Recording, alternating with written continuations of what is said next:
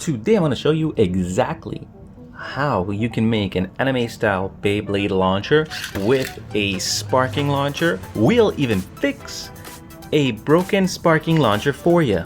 You're watching Beyblade Dad, and this is one of the most important Beyblade modifications anyone can make.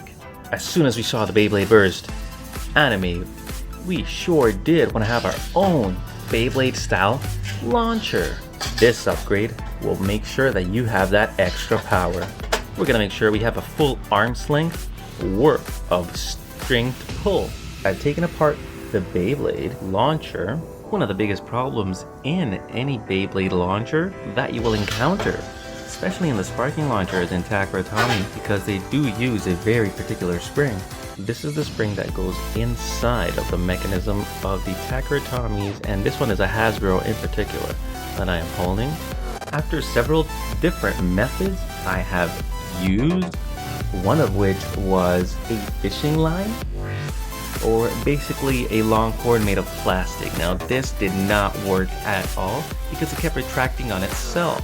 The spool, it would spool around and it fit perfectly in the crevice where it's supposed to go, but it just wouldn't retract. It just wasn't good enough.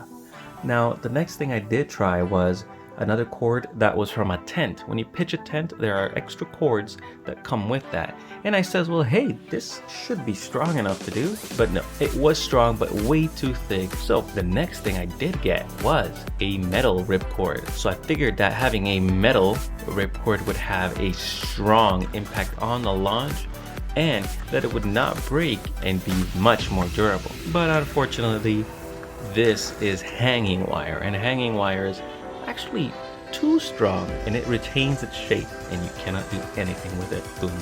So the next solution I did come up with, and remember that all of the products here are down in the description below, especially the ones that I'm going to use right now, and that is this Kevlar line. This is 100 feet of braided Kevlar line. It's 40 pounds strength, and so this is about 4 arms length left. We're gonna see if we can put it all in the winder, wind it up, and put it inside. If we cannot get it all in, we'll get the maximum in. Let's do this. This is the part that creates the rotating motion. This is the housing for the spring. Make sure to stay to the end of the video to know exactly all the full details and little secrets that I picked up along the way. We do have to make sure that this little stopper works perfectly fine.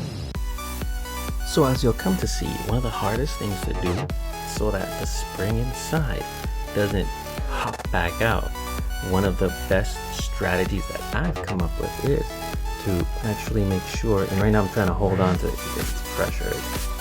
I've been turning it, and so it's tight right now, and if you could see in here, it's actually made a little bend in that coil so that it actually stays onto this little nut of plastic, and that actually gives it extra support, and I can reef on it pretty hard.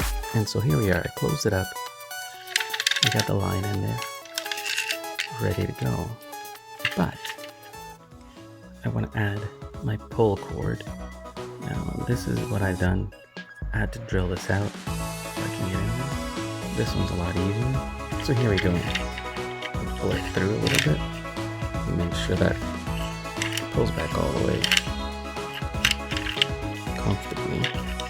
So let me show you exactly how long it is. I'm going to do the launch, a couple of launches, and let's get her done.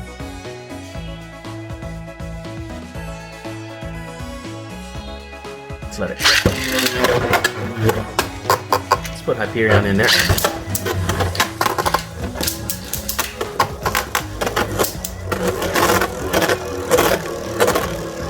Both of them are looking really good. The launcher's still launching. So yeah, guys, let me know what you think. Let me know if you're gonna try it. Of course, all the links down in the description below. If you're gonna buy the line yourself, it is actually kite line. So really, really cool. I'm so happy to be able to share this with you guys.